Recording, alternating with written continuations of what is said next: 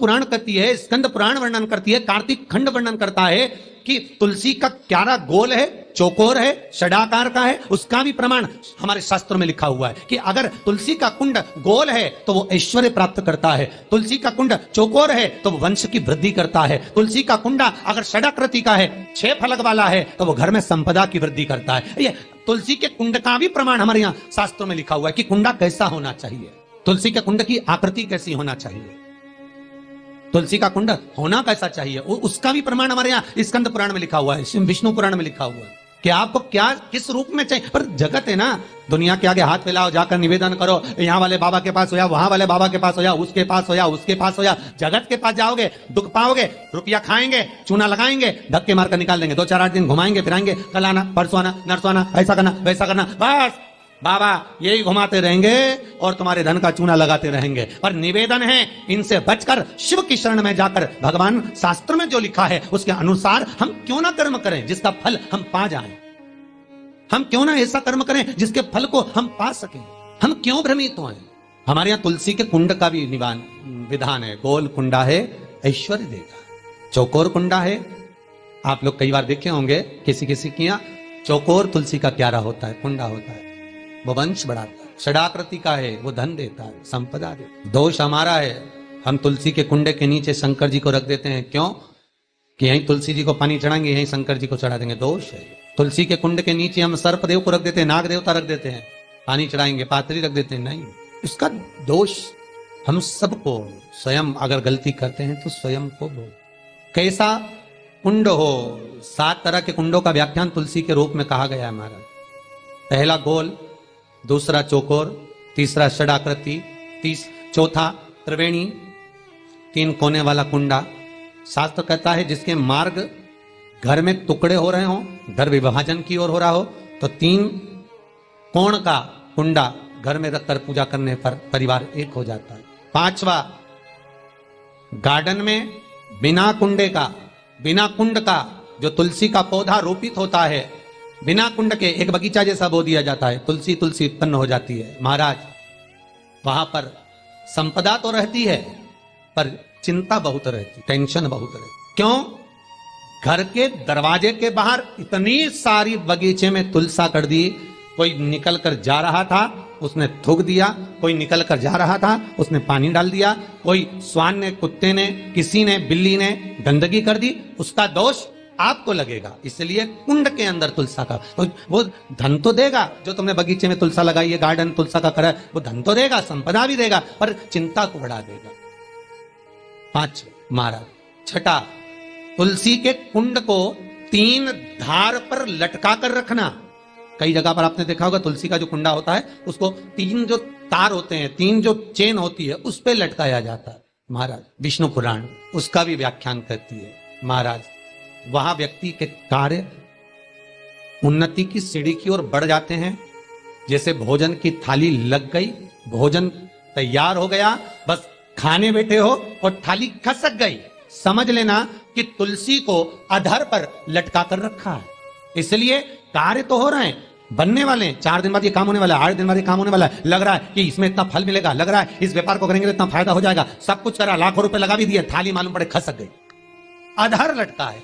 7 क्रम है तुलसी के, ये 6ठा क्रम बताया। तुलसी का 7वां क्रम, तुलसी का 7वां क्रम है महाराज, तुलसी का कुंडा जैसा घर के आंगन में है, तुलसी का कुंड जैसे घर के आंगन में विराज रहा है, ऐसा ही छोटा सा कुंड भगवान के लिए रोपित करें। प्रतिदिन भगवान की सेवा करते समय तुलसी का कुंड सम्मुख रखकर उसकी आराधना करना, फिर उस कुंड को वापिस बाहर ले जाकर रखना, फिर दूसरे दिन पूजन के समय पर कुंड को लाकर रखना। हम तो यहां तक कहते हैं, विष्णु पुराण गर्ग संहिता कल्याण का तुलसी अंग यहां तक वर्णन करता है कि आप पूरे साल ये नहीं कर सकते तो कम से कम कार्तिक के महीने में भगवान के सामने तुलसी का छोटा कुंड, चौकोर वाला, गोल नहीं, चौकोर कुंड लाकर भगवान के सामने रखकर छोटा सा कुंड का पूजन कर भगवान के साथ उस कुंड को वापस बाहर विराजमान करें, फिर कल लेकर आए, फिर विराजमान करें। आप पूरे साल नहीं कर सकते तो 1 महीना, उसका फल 1000 गुना प्राप्त होता है। तो किस चीज के लिए कहा गया कि तुलसी का कुंडा एक बाहर हो, एक घर के अंदर मंदिर के सामने पूजन के लिए रखा जाए? तो कहते हैं उस घर में वैभव, सत्ता, संपदा, लक्ष्मी, समृद्धि, शांति की कभी कमी नहीं, कभी कमी, प्राप्ति सुख की, आनंद की। 7 तरह के कुंड, 7 तरह के तुलसी के रोग का वर्णन हमारे यहाँ विष्णु पुराण में किया गया। 7 आप किस भाव से कर रहे हैं ये आपके महाराज। स्त्रियों के, नारियों के जितने भी रोग होते हैं, बीमारियां होती हैं, रजोधर्म से जुड़ी हुई जो भी तकलीफें होती हैं, उसका भी व्याख्यान देवी भागवत में स्पष्ट कहा गया। गूलर का फूल, अर्थात जो देवी जी को, माता जी को जो घंटी वाला फूल चढ़ता है लाल कलर का, गूलर का फूल, माता के चरणों को छुआकर, तुलसी के पौधे का स्पर्श कराकर, जो नारी को रजोधर्म से जुड़ी हुई परेशानियां होती हैं, उसके अंतर्गत वो फूल, तुलसी का पौधा दिखाते हुए खिला दिया जाता है, तो 3 दिन में, उसको 2 दिन में आराम लग जाता है। 2 या 3 दिन हमारा तो शास्त्र कह रहा है, आराधना में आप हाथ की माला, कर की माला ना भी रखें तो घट की माला, तुलसी की माला, रुद्राक्ष की माला आपके कंठ में होगी, तो 21,600 श्वास जो मनुष्य के शरीर से प्रतिदिन निकल रही है, 21,600 श्वास जो मानव के शरीर से प्रतिदिन निकल रही है, उस श्वास के बल पर आपकी घट की जिह्वा से वो मंत्र जाप हो जाएगा, उसका पुण्य आपके खाते में। तुम्हारे गले में जो तुलसी की माला हो, तुम्हारे गले में जो रुद्राक्ष की माला हो, उसमें मन के 108 होना चाहिए, या 108 से भी ज्यादा होना चाहिए। कम मनके की माला मत पहना गले में, बारीक बारीक मनके की कर लो, छोटे से छोटे मनके की कर लो, 100 से भी ज्यादा हो, 108 से भी ज्यादा हो। क्यों?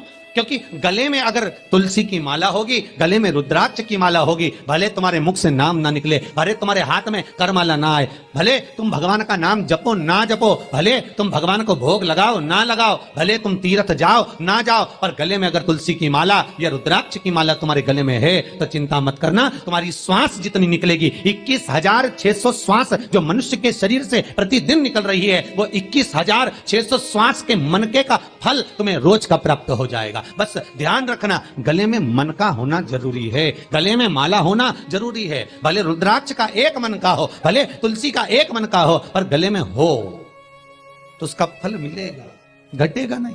पद्म पुराण गर्ग संहिता में भी आप ढूंढेंगे तो मिल जाएगा, गीता प्रेस गोरखपुर की तुलसी अंक निकालेंगे तो उसमें मिल जाएगा। 2 वृक्ष ऐसे हैं जिनके नजदीक में जो दिया जाता है वो समाप्त नहीं होता, एक आंवले का वृक्ष, दूसरा तुलसी का पौधा, जहां समाप्त नहीं होता।